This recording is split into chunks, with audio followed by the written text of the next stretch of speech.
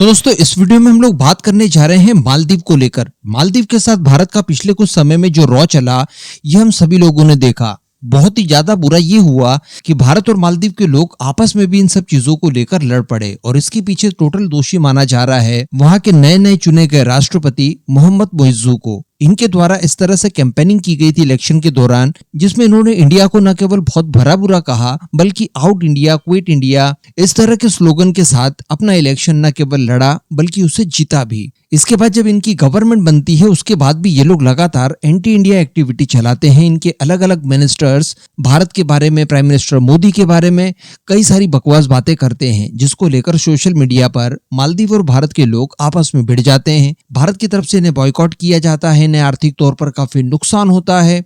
ये लोग हमारे जो आर्मी पर्सनल्स इन्हीं की सेवा के लिए वहां पर डिप्लॉयड थे, उन्हें वापस कर देते हैं। अब इनके पास स्थिति ऐसी आ चुकी है कि जो जरूरत के लिए भारत द्वारा डॉर्नियर विमान या फिर हेलीकॉप्टर्स वगैरह दिए गए थे, उन्हें भी ऑपरेट करने के लिए टीम नहीं बची और उल्टा जो आर्थिक क्राइसिस इनके यहाँ पर जनरेट हुआ है उसके लिए भी ये लोग भारत के ऊपर ही आश्रित हो चुके हैं।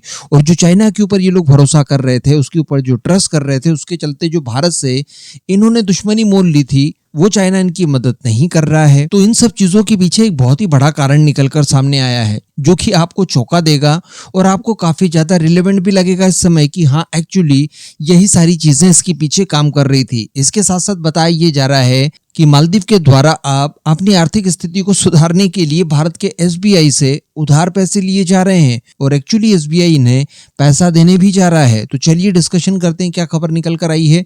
आप बस इसी तरह की वीडियोस के लिए चैनल को सब्सक्राइब जरूर कर दीजिएगा। तो कुल मिलाकर वीडियो का सार ये है कि मोहम्मद मोइज्जू द्वारा जो इलेक्शन कैंपेनिंग की गई, ये टोटल और टोटल भारत के विरोध में की गई और इसको लेकर भारी सफलता भी उसे मिली। फाइनली उन्होंने इलेक्शन जीत लिया। अब इसको लेकर दरअसल श्रीलंका के राष्ट्रपति विक्रमरालिन सिंघे की तरफ से कुछ बातें बताई गई है। आप सभी जानते होंगे पालकी शर्मा जी को। ये दरअसल फर्स्ट पोस्ट की लीड एंकर मानी जाती है। कुछ समय पहले ये वियॉन में थी और भारत का पक्ष देश विदेश में मजबूती से रखने के लिए जानी जाती है। तो इन्हीं पत्रकार द्वारा विक्रमरालिन सिंघे का एक इंटरव्यू कंडक्ट किया गया, जिसमें मोहम्मद मोइज्जू और भारत के विवाद को लेकर भी डिस्कशन किया गया। तो श्रीलंका के राष्ट्रपति रानिल सिंघे द्वारा ये कहा गया कि देखिए, मोहम्मद मोइज्जू किसी भी तरह से एंटी इंडिया व्यक्ति है ही नहीं। एक्चुअली वो केवल कैंपेनिंग कर रहे थे, यानी इलेक्शन जीतने के लिए स्पेशली उन्होंने भारत विरोधी एक अभियान छेड़ा, जिसके चलते वो लोगों को इन्फ्लुएंस कर सके, एक मुद्दा, एक नैरेटिव बना सके और लोगों को अपनी तरफ जोड़ सके। और देखिए, उनका जो फॉर्मूला था वो पूरी तरह से काम भी किया और फाइनली उन्हें इलेक्शन जीतने में इसने मदद भी की। और अल्टीमेटली वो जानते थे कि भारत की मदद के बिना मालदीव आगे सरवाइव नहीं कर पाएगा। और बिल्कुल वैसे ही देखने के लिए मिला। जब इन्होंने अपना पद संभाला उसके कुछ ही समय के बाद वापस इन्हें भारत की शरण में आना पड़ा और आज चाइना, टर्की जैसे देशों की तुलना में ये भारत के ज्यादा नजदीक दिखाई देते हैं। इवन जो इन्होंने भारत विरोधी बयान वगैरह दिए और जो भारतीय पर्सनल्स को इन्होंने अपने देश से बाहर किया, इसके चलते इन्हें एक्स्ट्रा बेनिफिट ये भी मिल गया कि भारत द्वारा भी इन्हें थोड़ा स्पेशल ट्रीटमेंट मिलने लगा है। और जो चीजें इनकी आसानी से शायद भारत नहीं मानता, वो चीजें भी अब आसानी से भारत मानने लगा है। तो कहने का मतलब ये कोई भी प्री प्लान वगैरह ऐसा नहीं था कि ये भारत का विरोध करेंगे, क्योंकि अगर ये ऐसा करते तो इन्होंने पूरे 5 साल करना चाहिए था। इवन जिन जिन मिनिस्टर्स ने इलेक्शन जीत जाने के बाद भी भारत विरोधी बयान वगैरह दिए, पीएम मोदी के बारे में अनाप शनाप बातें कही, उन सभी से इन्होंने इस्तीफे तक ले लिए हैं। भारत को अपने सबसे अच्छे दोस्तों में से एक बना चुके हैं। भारत के साथ आगे संबंध बढ़ाने की बात करते हैं। तो जो श्रीलंका के राष्ट्रपति विक्रमरानिल सिंघे कह रहे हैं उसमें वास्तविकता नजर आती है। इस तरह के छोटे मोटे देशों के अंदर जब भी इलेक्शंस होते हैं तो वहां के लीडर्स बड़े देशों का डर दिखाकर या दोस्ती करने का और उस दोस्ती से होने वाले अपने देश के फायदे को गिनवाकर वोट बटोरने की कोशिश करते हैं। तो कुछ इसी तरह की चीजें मालदीव के राष्ट्रपति द्वारा इलेक्शन में की गई। जैसे पाकिस्तान के अंदर इलेक्शंस में चाइना बड़ा चलता था कि भारत के खिलाफ हमें मदद करेगा, ग्वादर पोर्ट को डेवलप करेगा, इतने सारे डॉलर्स आएंगे, हमारी इकोनॉमी इतनी तेजी से बढ़ेगी कि पाकिस्तान के अंदर रुपये के बजाय डॉलर्स ही चलने लगेंगे, 10,000 फैक्ट्रीज वगैरह खुलेंगी ग्वादर में।